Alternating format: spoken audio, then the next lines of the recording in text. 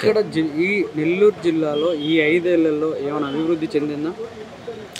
అభివృద్ధి అంటే ఎందుకు చెందలేదు? ఈ ప్రశ్న అనేది ప్రతిపక్షాల వాళ్ళు మాత్రమే అడుగుతున్నటువంటి ప్రశ్న. ఎందుకంటే ఓటర్లని వాళ్ళ మనసు మార్చడం కోసం. అభివృద్ధి అంటే ఏంది? పేద ప్రజలు 3 పూట్ల భోజనం తినగలగాలి, వాళ్ళ పిల్లలు బడికి పోవాలి, వాళ్ళకి తినడానికి తిండి ఉండాలి, కట్టుకోవడానికి బట్టలు ఉండాలి. ఇవి బడుగు బలహీన వర్గాలు అన్నీ కోరుకునేటివి కూడా. అటువంటి అన్నీ కూడా సంక్షేమ పథకాల రూపంలో జగన్మోహన్ రెడ్డి గారు ఈ 5 సంవత్సరాలు అందిస్తూనే వస్తున్నారు. కరోనా లాంటి మహమ్మారి వచ్చి దేశాలన్నీ కూడా అతలాకుతలం అయిపోయినటువంటి సందర్భాల్లో కూడా జగన్మోహన్ రెడ్డి గారు ఈ సంక్షేమ పథకాలు వదిలిపెట్టలేదు. ప్రతి ఒక్కరికి కూడా అమ్మఒడి కావచ్చు, ఇంటింటికి రేషన్ కావచ్చు, 1వ తేదీ వస్తే ఉదయాన్నే 6 నుంచి 10 గంటలలోపు పెన్షన్ డబ్బులు అందించడంలో కావచ్చు, ఇవన్నిటి కూడా అందించడంలో వైఎస్ఆర్సీపీ పార్టీ విజయం సాధించింది. ఇద్దరు చెల్లెళ్ళు విమర్శలు చేస్తున్నారు కదా, జగన్కి ఓటు వేయొద్దు, మళ్ళీ ఓటేస్తే మీరే మోసపోతారని విమర్శిస్తున్నారు కదా, దాని మీద మీరు ఏమంటారు?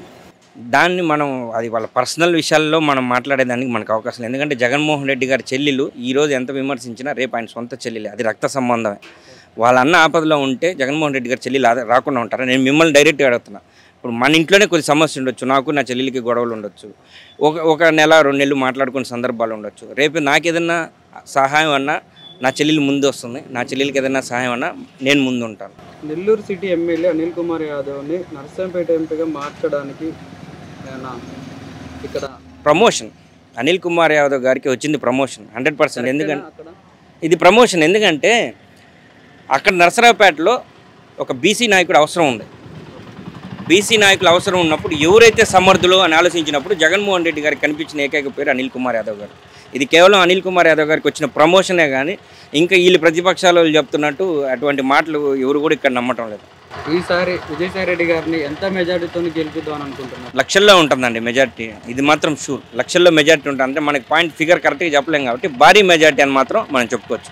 వేమిరెడ్డి ప్రభాకర్ రెడ్డి వైఎస్ఆర్సీపీని టీడీపీలోకి వెళ్ళడం కరెక్టేనా?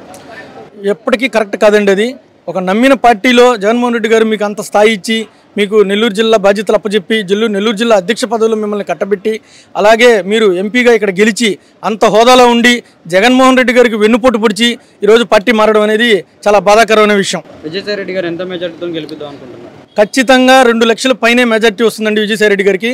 ఎందుకంటే వైఎస్ఆర్సీపీ విజయం పక్కాగా వన్ సైడ్ అయిపోయింది. ఖచ్చితంగా ఆంధ్ర రాష్ట్రంలో వైసీపీ జెండా ఎగరేస్తుంది. అలాగే సింహపురిలో వైసీపీ విజయసాయి రెడ్డి గారు ఖచ్చితంగా విజయదుందు మోగిస్తారు.